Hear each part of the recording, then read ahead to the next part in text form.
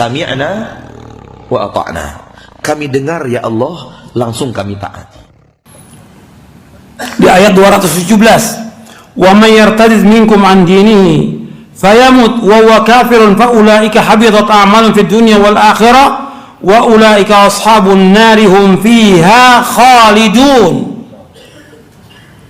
Barang siapa yang murtad di antara kalian dari agamanya, lalu dia mati, wa huwa kafir, dan kemudian dia kafir, fa ulaika habitat a'maluhum fid dunya wal akhirah, maka mereka itu hapus amal mereka dunia dan di akhirat. Wa ulaika ashabun nar, mereka itu tempat tinggalnya di neraka. Hum fiha khalidun, mereka kekal neraka selama-lamanya.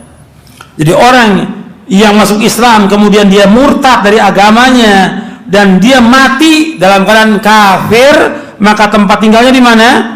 Neraka. Orang kafir semuanya yang mereka tidak masuk agama Islam, yang mereka mati dalam keadaan kafir, tempat tinggalnya mereka semua neraka, semuanya neraka. Itu harus kita yakini, yakinnya. Ini agama, ini keyakinan. Ketika orang kafir, siapa aja orang kafir itu, dia tidak masuk agama Islam setelah diutus Nabi Muhammad SAW, dan dia masuk ke kafir, tempat tinggalnya neraka. Siapa dia? Apakah ada seorang anaknya muslim, bapaknya kafir, mati udah bapaknya, tempatnya neraka. Ibunya demikian kafir, tempatnya neraka. Kalau dia tidak masuk ke dalam agama Islam. Bahkan orang-orang kafir menyesal di hari kiamat. Orang kafir semuanya menyesal di hari kiamat. Mereka ingin kembali ke dunia, mereka ingin menebus dengan sepenuh bumi emas supaya mereka bisa keluar dari api neraka. Nggak bisa. Di neraka bukan sehari 2 hari, bukan setahun 2 tahun, bukan 1000-2000 tahun, jutaan tahun dalam neraka. Orang-orang kafir tempat tinggal mereka neraka. Tapi di dunia ini kita nggak bisa menentukan. Maksudnya saya gini, ada orang kafir nggak boleh katakan kamu neraka, nggak boleh. Nggak bisa, nggak boleh.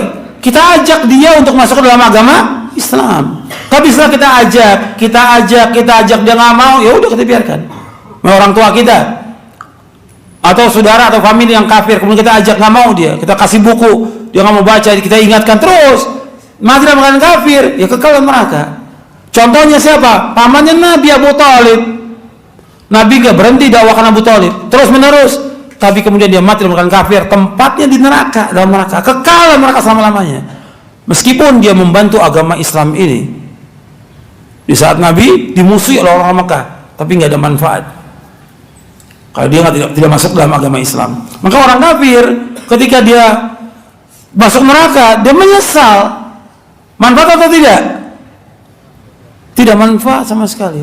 Dia ingin keluar dari api neraka, ingin menebus dengan sepenuh bumi emas. Antum lihat ayatnya dalam surah Ali Imran, biar antum tahu, antum bisa kasih saudara famili yang masih kafir diingatkan, hati-hati kalau kamu tetap dalam kekafiran, kamu diancam loh masuk neraka. Kita nggak memastikan, kita tidak boleh memastikan orang masuk neraka sejelek apapun amalnya dia, karena kita belum tahu tentang akhir kehidupan seorang.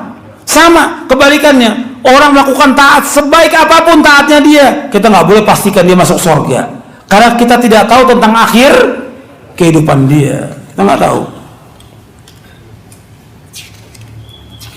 Surah Al-Imran ayat 91. Kita lihat Allah berfirman, innal ladzina kafaru wa matu wa hum kuffarun falan yuqbala min ahdi mil'ul ardi dzaba wa la iftirabi ulaika lahum adzabun alim wa ma lahum min nasirin. Sesungguhnya orang-orang kafir dan mereka mati dalam keadaan kafir, maka tidak akan diterima seorang pun dari mereka sepenuh bumi emas, meskipun mereka tebus dengan sepenuh emas, tidak bisa. Mereka akan mendapatkan azab yang pedih dan mereka tidak punya penolong, nggak ada penolongnya. Artinya orang-orang kafir ingin keluar dari api neraka, menebus dengan sepenuh bumi emas, nggak bisa.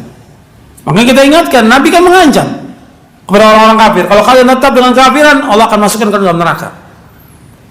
Nabi-nabi mengatakan, inni akhafu alaikum azab yaumin azim. Aku takut kepada kalian azab di hari yang besar nanti dari kiamat akan ditimpa kepada kalian nanti. Ingatkan, tetap ingatkan orang-orang kafir.